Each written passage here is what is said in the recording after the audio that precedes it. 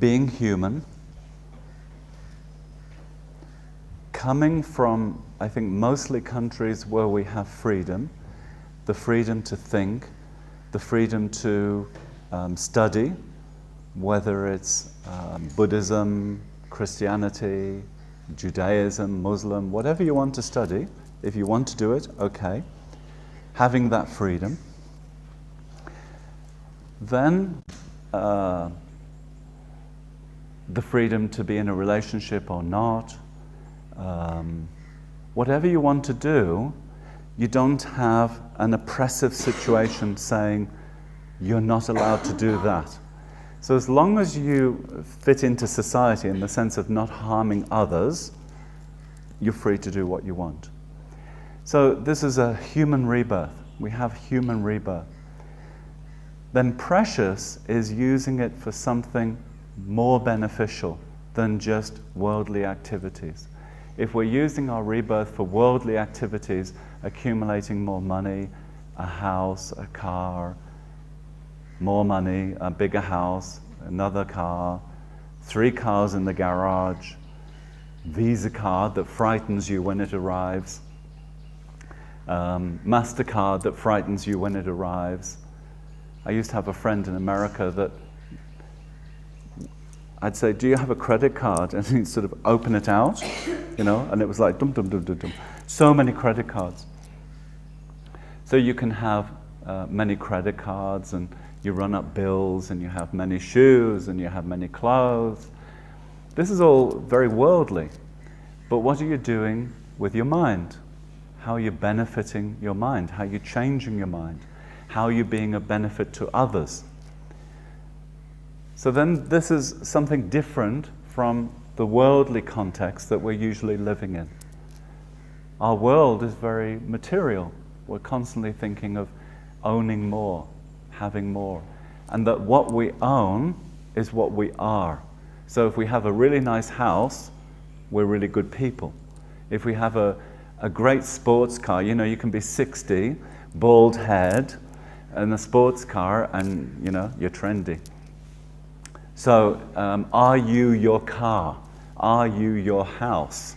I think this is very debatable. Maybe something you could talk about a bit later. So think about these things. Are you what you own? You know, if you have this T-shirt with a label, trendy label, does it make you trendy? If you wear glasses, does it make you nerdy? I hope not. I hope not. So we often put labels on people from the outside, and we put labels on ourselves, and then we live within those labels, within those boxes. But spiritually needs to be beyond that, needs to be beyond the house, the car, the relationship. We need to go with our minds further than that, not being trapped by the materialism, by the things that we want to buy, the things we want to do, but thinking about the qualities that we'd like to develop. What would we like to be, as opposed to what would we like to own? There's a difference there. One's the mind, and one's material. So the material we're very aware of. You know, we're very good at shopping, whatever it's for. We're very good at planning to buy things, you know, or planning for the holiday, whatever it is. We're very good at that. But what about planning in order to have a better future in the sense of our qualities? Whether it's compassion, whether it's having more patience, whether it's having more love, more joy, more tolerance. What do you want in your life? Because it has to be something that you plan for. In the same way that you want to come to Nepal, you want to come to, you know, say this meditation course, and so what do? You don't just arrive at the airport and say, Nepal. And they say, Nepal, I know it's somewhere. And they look in a book and they say, oh yeah, you have to go to so-and-so airline, you know? And then you just go to the airline and you hope you can buy a ticket. I doubt if anybody did that. When I was coming to Nepal, somehow I bought the Nepal travel guide, you know, the Lonely Planet. Somehow I bought that, and India. So I'm looking at the Nepal travel guide, and it's got the mountain, you know, I think, not Everest, but Annapurna. I think it had Annapurna on the front. So it was attractive to me because I like mountains and I like snow, so I thought, Nepal. Had absolutely no idea where it was. Could have been in the middle of Africa for all I knew. Didn't have a clue. So then, looking through this book, it mentioned Kopan, and Kopan has this November course, and I'm thinking, wow, yes, I have to go to this place, this November course. It sounds amazing, you know. So then I called the travel agent and said, I need to go to this place called Nepal. She said, Nepal? This is in Australia. She'd also never heard of it. You know, Nepal, you know. We're talking over 25 years ago. So she rang me back at the end of the day and she said, oh yeah, I've been able to organize all the tickets. She said, apparently it's a very good trekking place. Many people like to go there October, November, so it was really difficult to get the ticket. So I had a good travel agent. She wanted to get me the cheapest, best ticket around the world. So I got this 1 year around the world bargain ticket, I think $1,000 from Australia. It was like incredible. All the best airlines, right? So materially, that's what we want to do. We want all the best, whether it's clothes, food, relationships. Externally, we want all the best. Internally, we don't seem to worry so much. Oh yeah, I get angry, I have jealousy, actually I have hatred, and yes, I have these emotions, but we have to plan in order to remove those emotions. There needs to be some sort of decision about this, like I said yesterday. We have to have a plan in order to remove these heavy emotions that actually disturb our minds. It produces an inner turmoil, an inner confusion. You know, the definition of anger is something that disturbs your mind. Delusions disturb your mind. So this is something that you need to check. Do I like my disturbed mind? Do I enjoy it?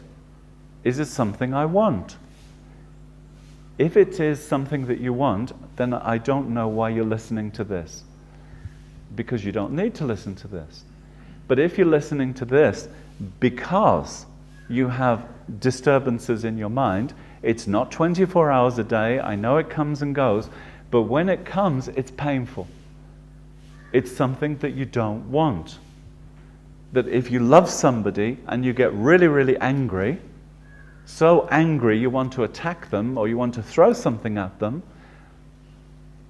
then isn't that something that you'd like to change? Isn't that something that you want to transform, to make better? Just like when you have your favorite pair of, no, I won't say jeans actually, because as they get older and more holes, you may like them. But maybe a t-shirt, you know? And they develop holes. There's so many holes in the t-shirt. And people say, would you like to come to dinner? In a restaurant. You wear this t-shirt with all the holes in. And so they say in the restaurant, oh no, I'm sorry. You can't come into this restaurant with that t-shirt, disgusting t-shirt. So if it's something external, you know, a t-shirt with holes, then you throw it away, you buy a new t-shirt. You don't want to continue with something that lets you down, right? You project yourself through your clothes, through your house, through your car, you know? So then, what about internally? when you have these disturbing emotions and they're letting you down. It's not what you want. It's not how you'd like to behave, and yet you can't control it. Where is it coming from? Is it just bad luck? Do you want to blame your parents? This is a very popular one. It's their fault. If they brought me up better, I'd be a better person. So let's blame the parents. So is it the parents? Actually, the parents donated sperm and ovum. They gave you the body. You can be grateful for the body, whatever the body is. So there's the donation. They gave you that. But the mind, in Buddhism, the mind is something that comes from life to life. So it takes advantage of the sperm and the ovum. When you die, then the mind, the consciousness, leaves the body and then takes advantage of the sperm and ovum in order to become what you are, human being. The combination, mind, sperm, ovum, in a human uterus becomes a human body.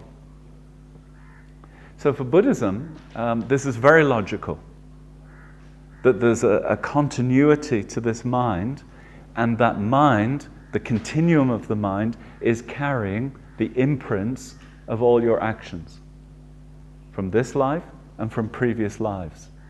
So it's like a cassette tape that never ends. So Buddha said, the qualities of mind, if you want to describe mind, and we're not talking about brain, we're talking about mind. If you want to talk about mind, the qualities are beginningless. So this might freak you out.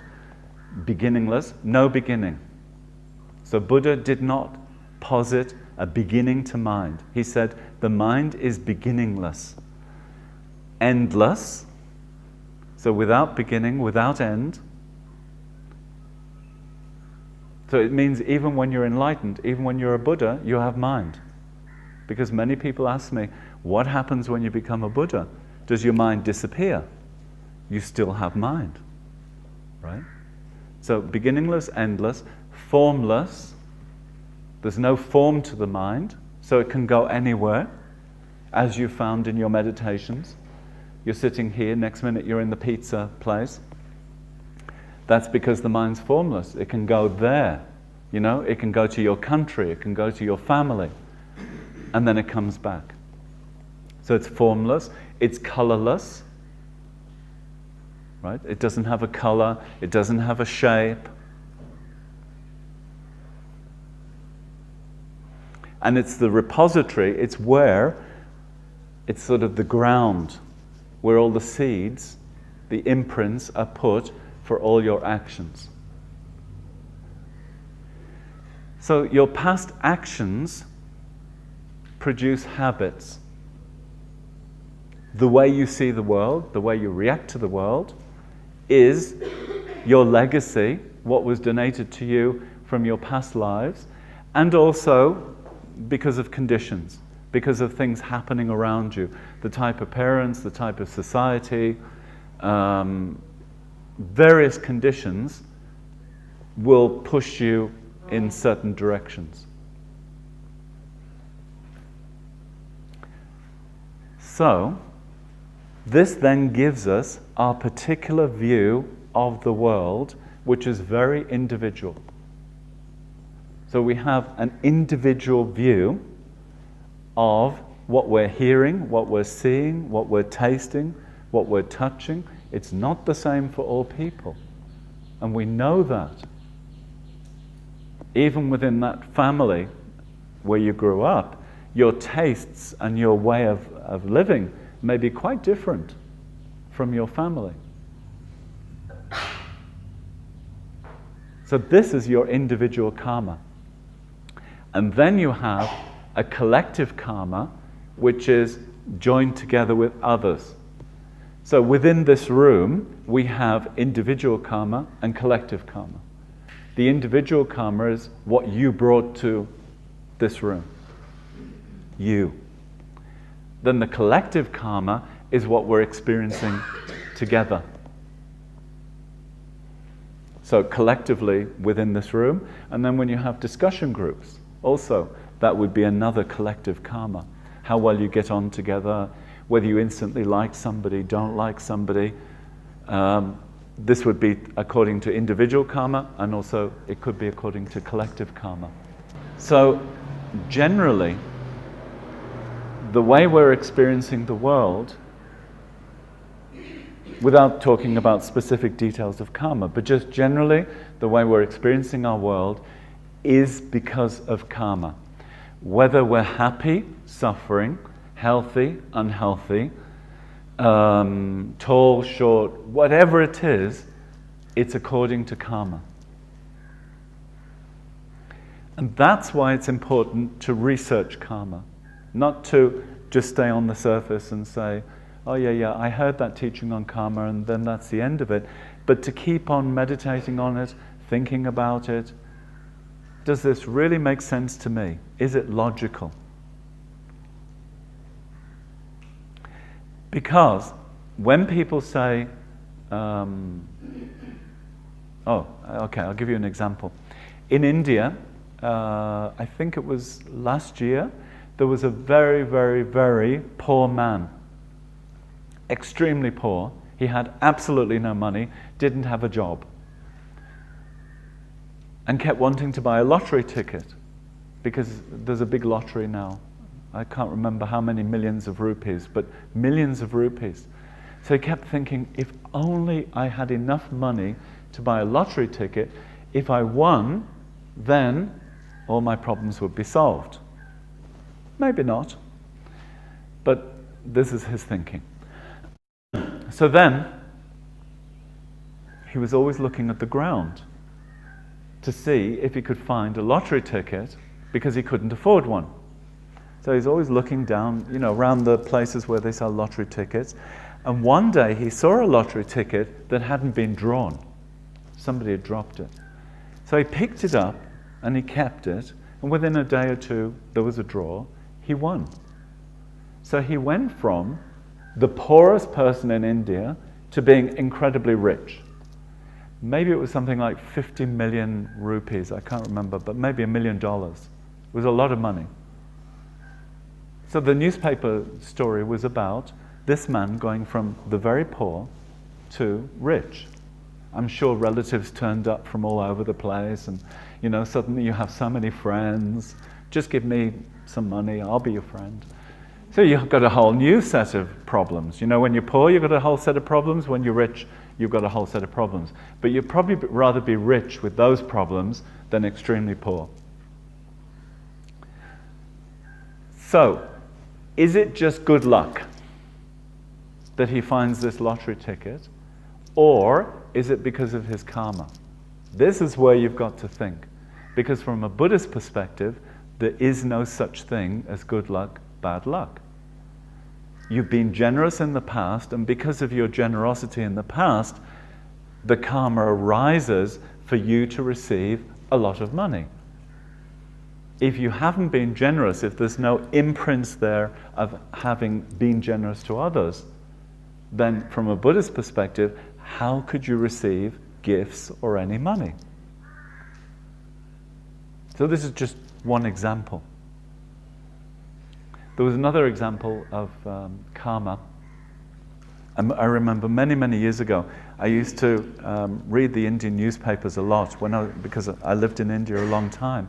I used to read the Indian newspapers because they've often got these really funny little stories that I enjoy. So there was a funny story, tragic but funny, about a Canadian lady and her husband had been cheating on her. So they were married and he was cheating on her. And when she found out, she got very depressed, very upset, and she decided the only solution was to finish her life, was to commit suicide. This is really terrible, that somebody gets to this point. So she lived in an apartment block. She went to the top floor of the apartment block, stood on the edge of the parapet, and she jumped off. But down below, there was an awning over the doorway. It's also karma. There was an awning over the doorway. So she fell, I think it was 12 stories or 10 stories. It was quite a long way. She hit the awning, so it stopped her from dying. But what was really strange was the husband was walking under the awning. It's bizarre, isn't it? Is it bad luck?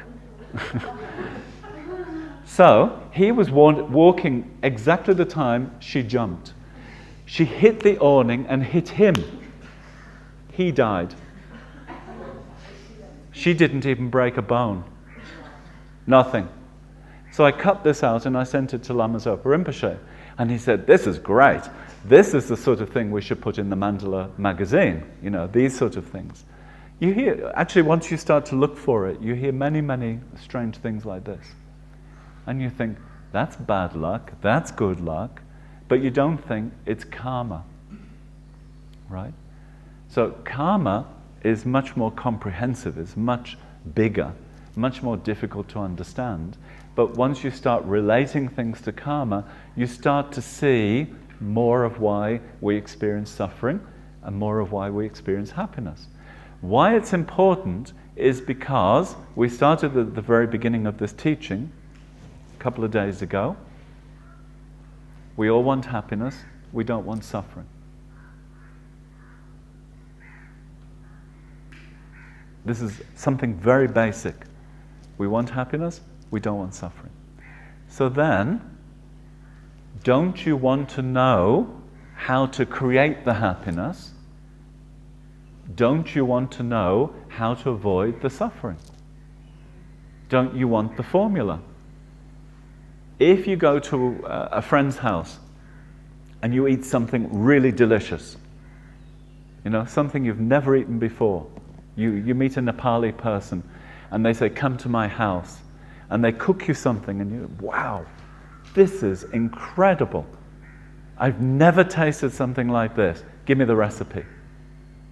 Right? You could go home and think, I think there was a bit of this and a bit of this, but maybe you wouldn't be able to recreate the same result. The result that made you so happy, that you really enjoyed. So from a karmic point of view, Buddha is saying, stop wasting time. You have this precious human rebirth, but time is passing. It's impermanent, right? We can't say for sure we're going to live another 30, 40, 50 years. There's some very old people who keep saying, I'm going to die, I'm going to die. They live another 20 years. Somebody young can drop dead like that, right? Very healthy. I've seen it happen. Very healthy, just drop dead. So none of us can say with surety, with any guarantee, definitely I've got another 30, 40 years. I don't need to worry. It'll all be fine. Because I've got a plan. You know, the next 10 years, I'm going to meditate. The next 10 years, I'm going to do the next 10 years, and then by the time I'm old, it'll all be fine. Well, you know how people plan for their retirement? When I'm 60, then I'll do it. And maybe when they're 60, they drop dead. So it's very good to have this feeling, time is passing, time is short, stop procrastinating. Stop putting it off. Because some of us are very good at putting it off. You know, the hasta mañana, tomorrow, tomorrow, tomorrow. I'll do it tomorrow. You wake up in the morning, I really should meditate. It's a beautiful day, I'll go for a walk. Next day it's raining, it's cold, it's too cold, I'm not getting up. There's always an excuse. So stop making the excuses and say, today is the only day I have. Do I have tomorrow? I really don't know. But I do know I have today. And today is a gift. It's something very precious. Something very special. Right? We have, from the time we wake up here, 6 o'clock till 9 o'clock at night, 10 o'clock at night, you have 15, 16 hours. So then if you wake up with that energy and enthusiasm, you think, okay, I've got this 16 hours, what am I going to do with it? Actually, what you're doing with it is incredible. You're investigating your mind, your situation. Not your material life, but something internally that creates the external, your world. Collectively, we create a world. Individually, we're creating a smaller, a microcosm world. So each one of us has a responsibility for ourselves and for others. So when you wake up and you say, I have today, what do I want to do with today? You don't immediately start thinking, maybe I'll kill, steal, lie, do you? You don't think like this. Ooh, that'll be good. I mean, unless you're part of the mafia or something.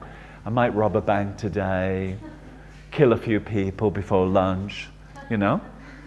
I mean, we don't think, I hope you're not thinking like this. If you are, you better let me know, so I won't come anymore. But you're good people. You're trying to find better ways of doing things. And so you wake up, but then the first thought can be a cup of coffee, right? Or a cup of tea. 5:45, what should I do? You know, like automatic. Dining room, cup of tea. And then I'll be okay. But then we sort of forget about motivation for the day, you know? Then another thing, day's gone.